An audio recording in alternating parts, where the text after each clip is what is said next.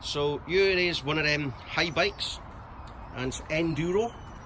And Cody have been saying, why don't you de-restrict it? Well, it did. It had this dongle fitted on it, and it wasn't working. So being an engineer, we've just been playing around for the last half hour, and what we've done, we've took the speed sensor, which is normally by here, and we've put it by here on the frame, and then the little sensor then that gets your speed calibrated from there, and we've put it on the pedal. So now the pedal is obviously, when you're pedaling, the pedal's going slower than the back wheel. So literally it's showing 2 mile an hour up on the speedometer, but you're doing 27 mile an hour. So what do you think of that then? So we're going to give you a quick demonstration now of the speed on it.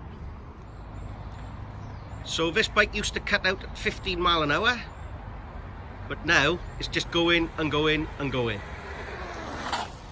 So Brad went out on it and estimated the speed to be around 27 to 29 mile an hour. Shamalina Dak Dak.